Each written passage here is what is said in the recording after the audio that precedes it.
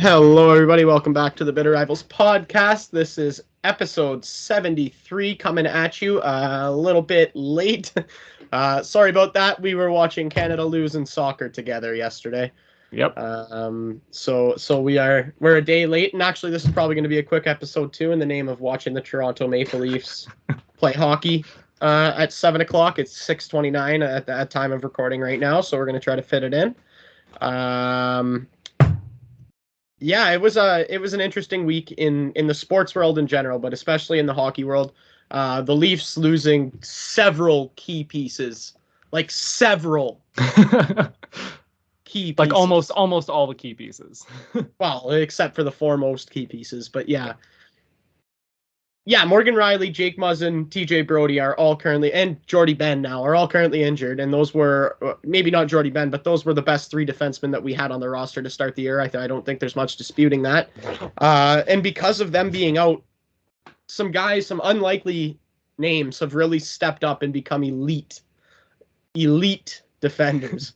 Some of them are a little, like, maybe were elite at one point, like Mark Giordano won a Norris in 2018, I believe it was, but yeah, he's playing some important minutes, and he's playing them well. Justin Holl, I forget if he was on the ice for a goal against in the Pittsburgh game, but don't think so because we won, 4-1? Something like that, yeah. Yeah, so maybe he was, I forget, to be completely honest with you. But before that game, going into that game, he had averaged 24 minutes a night and for the past 4 games prior to that, and had not allowed a 5-on-5 goal against the whole time. That's so impressive. Is it time to revoke his ticket to North Korea or what? Yeah, no, I think we are going to put that one on the back burner for the time being, because he doesn't deserve, he deserves a lot of credit for the way he stepped up. Him and Giordano especially. Timothy Liljegren and Rasmus Sandin have also been fantastic. Honorable mention to those two. A couple of Swedes. Has Victor Mete got into the lineup yet? Victor Mete has gotten into the lineup, but he's kind of been the one still on the odd man out. The thing about Victor Mete, and I'm sure you can speak to this because you've seen him in Montreal, there's a lot of promise with him just because of his speed. Yeah.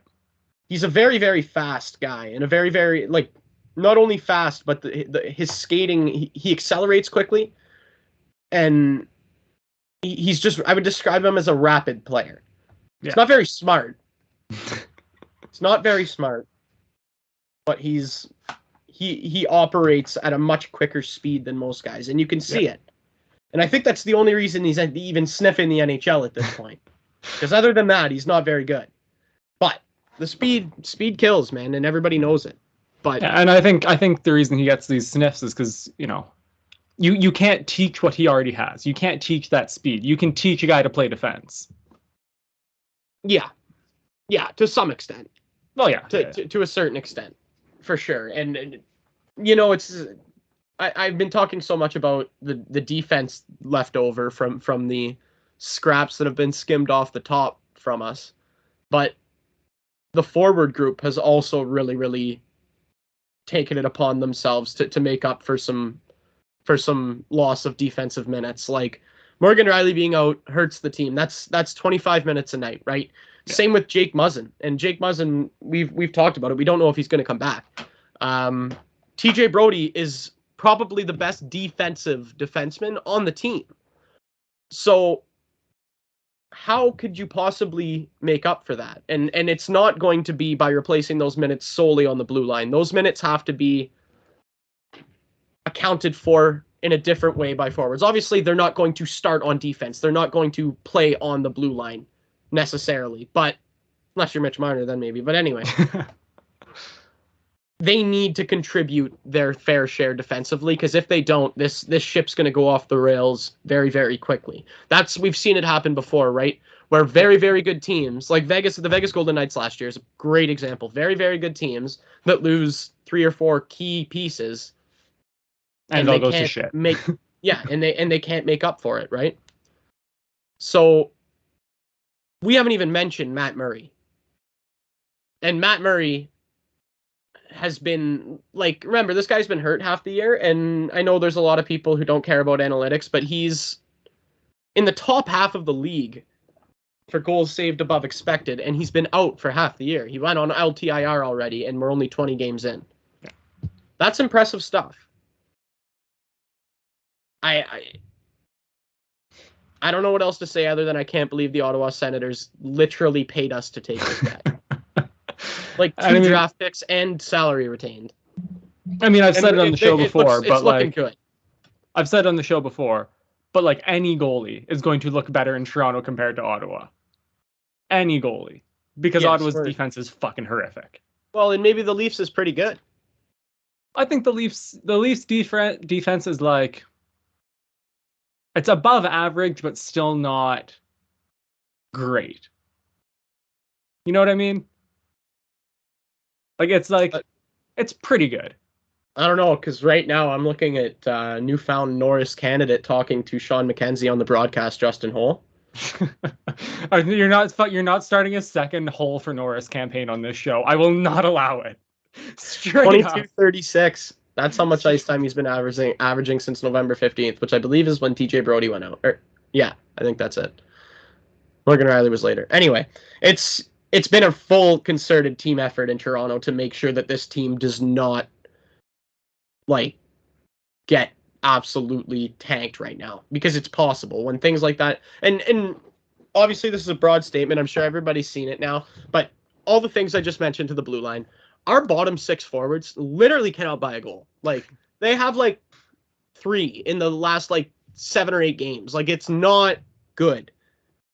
Not good at all. You expect, oh, never mind, I don't even want to get into it, but Austin Matthews hasn't he's been good. He had 3. He was the most unremarkable 3-point game I've ever seen last game. But that's such a good way to put it. I know. I just think that in some ways we're just so used to seeing dominance out of this kid, and him just overpowering guys and outskating guys to pucks and knocking guys off pucks and shooting right through guys and right through goalies, and goalies not having any idea what to do because he can go anywhere on you, and it's still he's been scoring this year in on much more just wide open nets, tips, and he was doing that too last year. It's just we haven't seen that wow factor from Austin Matthews yet. He's still over a point a game player, but we haven't even seen that wow factor from him yet. We've had 2 goalies placed on IR already. Our top two goalies, and we had a guy who's 4th on the depth chart have to start several hockey games for us. And we went 9-1-2 in November, and we're sitting at 4th in the National Hockey League right now. So I think we're doing all right. And those claims, and even we were I forget exactly what my position was at the beginning of the year, but I don't think I was calling for people to get fired. Was I? I don't know. I don't remember. I think we both kind of agreed that this was the last chance for Keefe and probably Dubas. If it doesn't work out this year, they're done. But I don't think we were calling for heads to roll during the season. Yeah, I think you're right. I think that was the collective opinion on the show. We'd have to check the tape, as any good pro does. But I think those claims are when we look back at that a month later, let's go beginning of November to now. When we look back at that, that's ridiculous. That is utterly insane. So my only thing on that is my opinion that this is the last chance for Dubas and Keefe wasn't based on just the October results. It was based on, the whole kind of last. I'm not talking about our collective opinion, because our collective opinion still remains true. Yeah. I'm talking about the general consensus, what you see on social media and what you see even on the larger sports networks like Sportsnet and TSN. You see people's jobs getting called for, like Sheldon Keefe, and who, by the way, now holds the highest winning percentage of any coach who's coached over 100 games in the National Hockey League. Or Kyle Dubas, who has assembled a team who's lost its three best defensemen and is now about to turn on, if they beat the Wings tonight, it's a 5-game winning streak. And like I said, 9-1-2 in the past month, half of that month without those 3 defensemen. I think those people that were calling for jobs kind of feel stupid today, is what I'm saying. Yeah, yes and no, but I also think part of calling for jobs is to get clicks on their videos and articles. So you say stupid shit to get the interactions. So 50-50. And anytime the Leafs lose, you could any fucking Toronto sports journalist or whoever, fucking Steve Simmons, can put out an article fucking calling for Dubas and Keefe's heads and get a ton of clicks and get a ton of shares and make some money. So like, I don't see why you wouldn't if you're in that position too. You know what I mean? Mm. Like I don't know how what much you're saying, but I'm just talking about from a hockey perspective, like from a strictly hockey perspective, stupid. From a business-y perspective, kind of makes sense. Yeah, it's I still think that from a business perspective, because you're still trying to, like, you still need to reach hockey fans, and if you're just dumb, then nobody will listen to you. And I think that, and we're not talking about Steve Simmons. I think we're talking about hockey media as, I think in Toronto, and everybody, it's not, I think, everybody in Toronto knows that it's just overreaction city. It's what happens. It's what we do. It's what and that's exactly why you get those articles and that conversation is because, so they said they won what, 4 in a row? I think they're at 4 at this point, yes. So if they have like a bad game tonight and lose, the immediate thing is going to be fire Keefe and Dubas, because it's just the overreaction, and the media knows that the fans are going to overreact, and it just feeds it, right?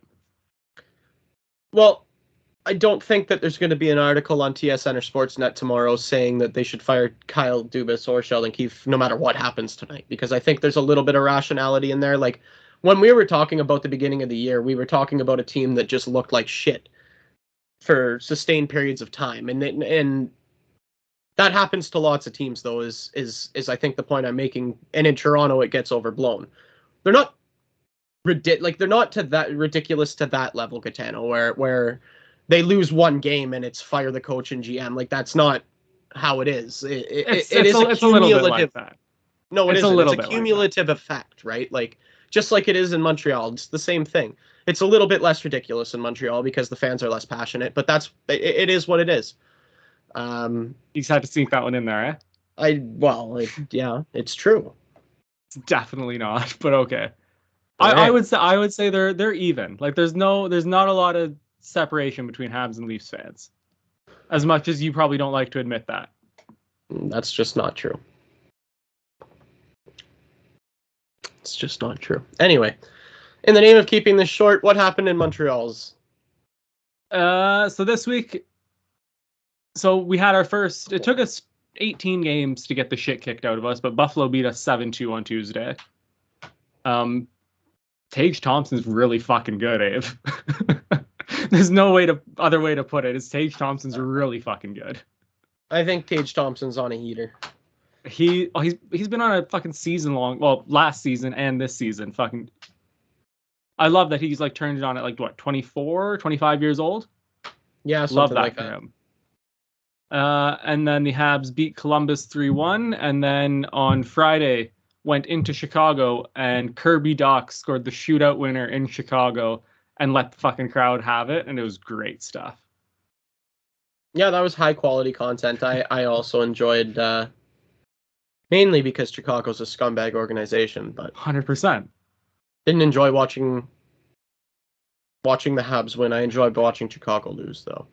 I feel that. That's how I feel watching Leafs games. Don't worry. Yeah, and as I told you while we were watching the soccer game yesterday, I actually made that. I did that celly when I was in like novice, when I was like 10 years old. I did that celly to a bunch of parents.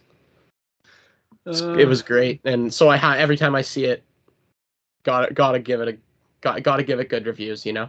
Yeah.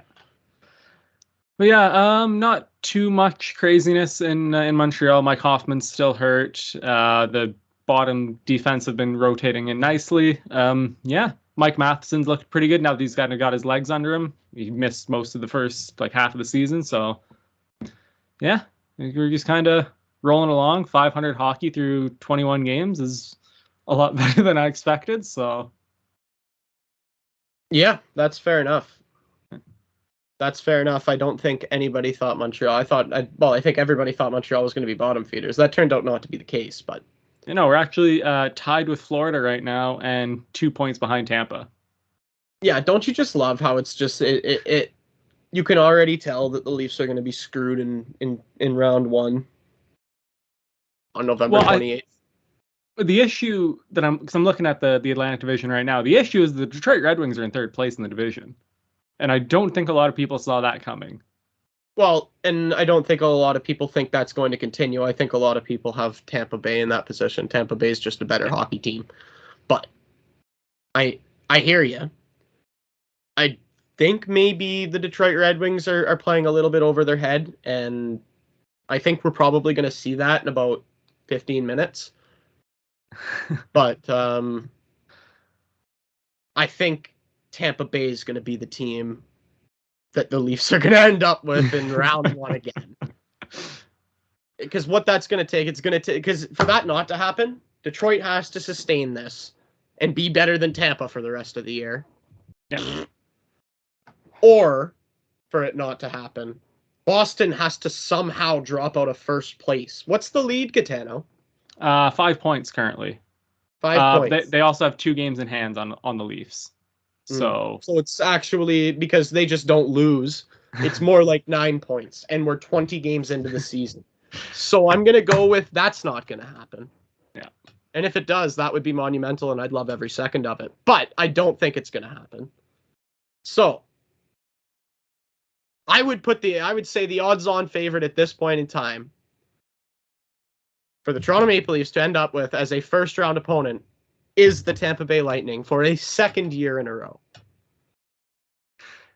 I mean, you really wanted them last year. Like you were dead I don't set. want them anymore. I don't want to hear about last year. Last year doesn't matter. This year matters. And they still have Vasilevsky, Hedman, Stamkos, Kucherov, Point, Killorn. Like, it's just... Can we just get, like... Oh, yeah, we did get Columbus and Montreal. Yeah, never mind. I don't want them either. Like, it doesn't matter what we get. We always just somehow fuck it up. We lost to Columbus. We lost to Montreal. We've lost to Boston. We've lost... It's just, I don't know. Also, honorable mention. That's end of topic. There's somebody in the league. I forget who he is. I can't remember his name. It's on a 15-game point streak. Who's that again? Like, if he didn't play for who he played for, it would be everywhere. Somehow Mitch Marner is currently on a 15-point game heater. 15-game point heater. Whatever. I can't talk right now. But... And nobody cares. Like, until last game, when people are like, oh my god, this guy's on a 14-game point streak. And then everybody was like, oh, maybe this is something we should talk about. The guy was on a 14-game point streak before anybody even said it on television. Like, I didn't know about it until you said it while we were watching the game. Because he scored pretty early, right? It was like something like 30, 40 seconds into the game, Dude, right? If he gets a point tonight, he ties a Leaf record. How does that fly under the radar? I mean, if you're comparing it to the longest point streak in NHL history, it's a little bit under the radar. But yeah, tidbit of information for everybody. Gitano, 51 games. Like, correct me if I'm wrong. It was 51 games. I'll pull up the stats right now. I don't say them from the paper because I'm almost 100% sure I know them. In 51 games during the 81-82, or was it 83-84? 83-84. 83-84, Wayne Gretzky, over a 51 game stretch, had 61 goals. 61 goals.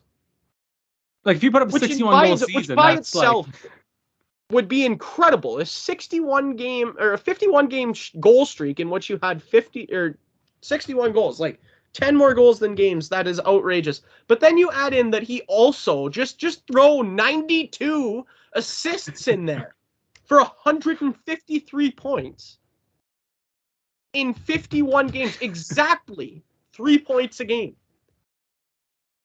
That's like one of the craziest sports stats I think I've ever heard. And like nobody talks about it.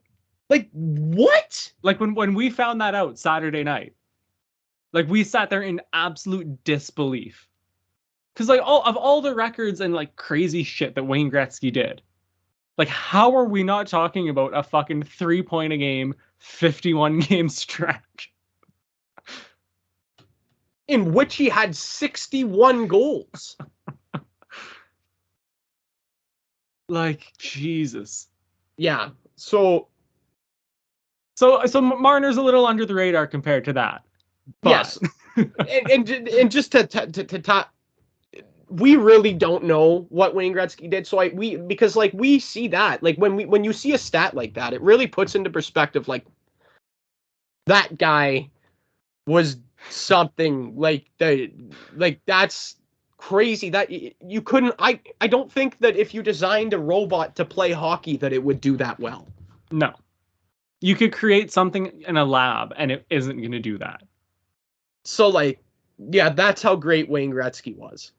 I think is what we're trying to say right now. Like, yes, we're not, and I'm not taking anything away from Connor McDavid or Austin Matthews or Sidney Crosby or Alex Ovechkin or any of those great hockey players. That is like a different like there's levels to things, and that's like so substantially higher. Like to play at that level for that sustained, like that's so much higher than anything anybody's ever seen other than that. Yeah. Anyway, enough about that. What besides tonight's game, what do the Leafs have coming up this week? That's a good question. Guess I can pull that up on my phone. All right, so while you're doing that, the Habs have the Sharks tomorrow in Montreal, and then we head out west to play the Flames on Thursday, the Oilers on Saturday, and then the Canucks on Monday. Okay. So, as per usual, we have similar opponents this week. Tonight we have the Detroit Red Wings, obviously, which I've already mentioned. Wednesday we have San Jose because they're doing their Eastern Canada swing. And that's all it's going to show me on here, so I guess I have to look it up here.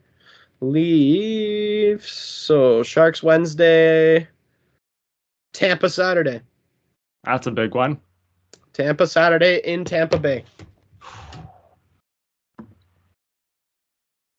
Yeah. Yeah, and also I didn't really talk about scores from the prior week, so... Oh, forgive me, the Leafs are on a 3-game heater tonight before they lost to the Islanders in overtime on Monday, the 21st. They did beat the Devils 2-1 to end the Devils' 14-game streak. Yep.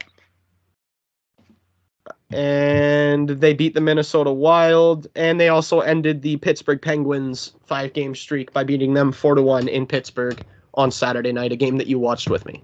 Yep. Yeah.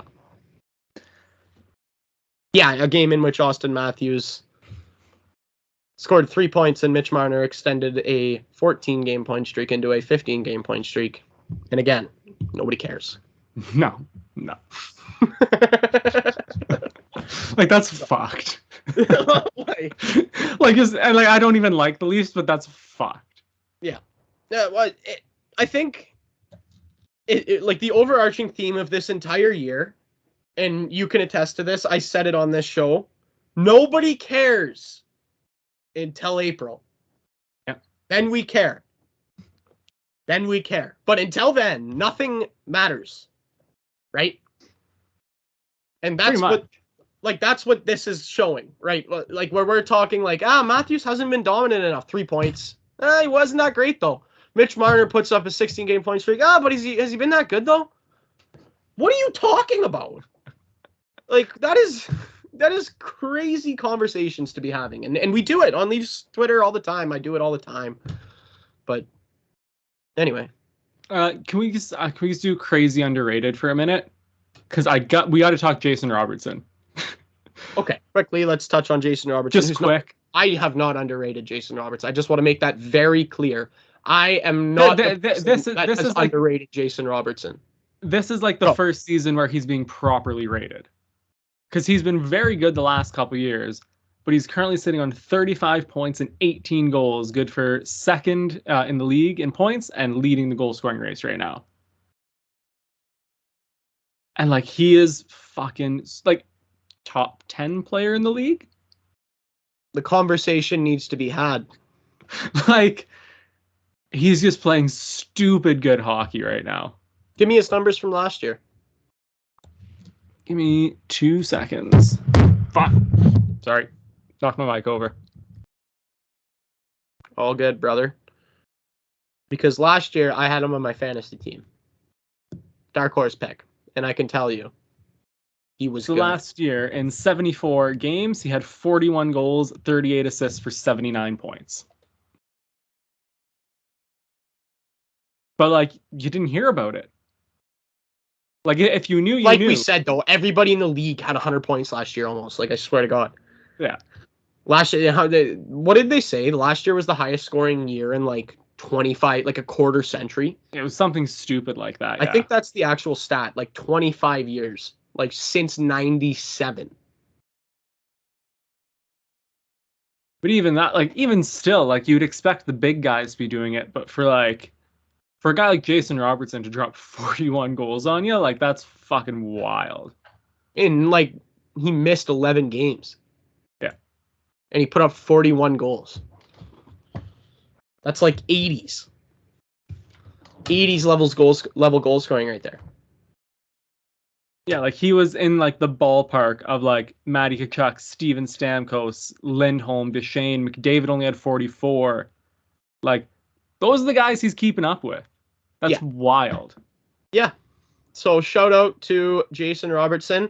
I'm hoping his brother can be just as successful in the near future. Oh, well, it took Jason a couple years to get going, but yeah. Older brother. Let's hope younger brother can do it. Anyway, anything else to get off your chest? Oh, I have something to get off my chest if you don't have anything to get off your chest. No, I think I'm good. Okay, well, I am going to tease a segment that we have come up with that we will be doing once every couple of weeks, not once every week, because we feel like it'll get a little bit not fun if we do it every week. So we're going to do it every 2 weeks, and it's going to be a segment called Theme Teams. Now, as the name implies, this is going to be a segment in which we each draft a team out of players in the NHL based on a specific theme. Now, the catch is that theme has absolutely nothing to do with hockey. So as you can, that's why we don't want to do it every week, is because it is a hockey show and we feel like that'll get quite redundant. But every 2 weeks, you see, it'll be something fun. So if you have any ideas, we already have obviously several ideas for some of these themes. But if you have something that you want to see, if you're listening right now and you're like, damn, that's a great idea, I want to see them do, I'll toss one out there right now, like all bald players. Then we can do all bald players. Just let us know. Anything like that. All players who are from the state of California. Like, who knows? Like, think about it. Let us know, because we're going to very much enjoy that. We've already come up with some great ideas for it. And, yeah, so let us know what your thoughts are on that. And if you have any ideas, because we'll take them and we'll do them. Obviously, we want to listen to you guys. So, yeah, that's what I wanted to get off my chest. So this has been a short episode. I think we're just coming up on a half an hour right now. So I think we are just about at puck drop. We got about 10 minutes till puck drop, but I should probably let my girlfriend know that she can come home and watch the game. Yeah, no, I think that is it on my end. Okay, beautiful. I don't know why I just noticed the Arturi Lehkonen jersey in the background there, and it made my made me drop a little bit of a tear for you. Guy spends like a few digis on a thing, and then he gets traded at the trade deadline. But he scored the biggest goal in my recollection in Habs history. So, and the jersey, not the framing, but the jersey the money was to charity. So I feel better about it. Yeah, no, it's still a great purchase, and it obviously did go to a great cause. And actually, it is Hockey Fights Cancer Month right now, is it not? November? Yep. So there you go. That's what the cause was. If you can't really see the jersey in the video, I don't think, for those of you watching the video. There it is. Hockey Fights Cancer, Arturi Lehkonen. What a beautiful piece you got there. Any chance to flex it, Dave? Pardon? Any chance to flex it? Yeah. Speaking of flexing, shout out to Drake dropping an OVO Leafs collection, of which I purchased several items from. Yeah, you talk about fucking like expensive purchases, Ave. Jeez. Yeah, well, you got to. It's a once in a lifetime thing, man. Like seriously, it is. I scrolled through the stuff you sent me. It was pretty nice stuff. I'm very excited for specifically that beanie to come in. Yeah. It's a nice black and gold OVO Leafs beanie. I'm very excited for it. And you should have seen some of the. Did you actually go on the collection? No, I just saw what you had sent me. I was at work. Okay, Yeah. so they had, just quickly here. So they had a varsity jacket, like a Roots made varsity jacket, actually. Ooh. And it had it had all of the years that they won the cup underneath the logo. I forget on what side's which, but it's like got the logo, then it's got all the years, then it's got the Leafs logo here, and then on the back it said Toronto Maple Leafs, and it had all of the like cup banners. Ooh. On the back. It was really sweet. Some of the other honorable mention cool pieces from that, they had Cujo and Doug Gilmour do the modeling for it. One of the pieces is a goalie mask with like OVO and like Cujo like style stuff on it. So that was super cool too. How it expensive? was $4,800. Okay. So I didn't buy one. Good. But That's a smart. cool. Yeah, it was $4,800. Yeah. But it was super cool.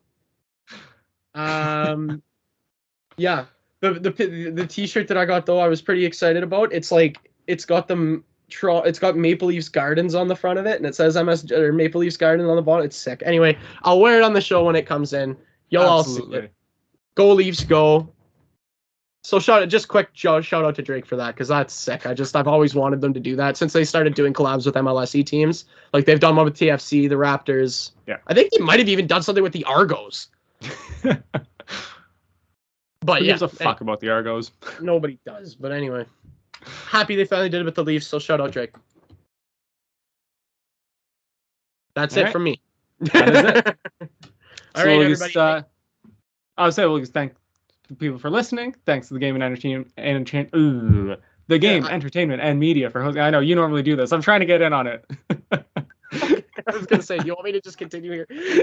You can't take it, Abe. Take it. Okay. I fumbled. Thank you. Yeah, bag equals fumbled. Thank you to everybody for listening today. As always, thank you to the Game Entertainment and Media for hosting us on all of their platforms. Shout out to Gitano, who is about to record an episode of Full Time with Scarps, also to be seen on the Game Entertainment and Media. Check it out. And go Leafs go. They play the Red Wings starting in 6 minutes, and I can't wait. Talk to y'all later.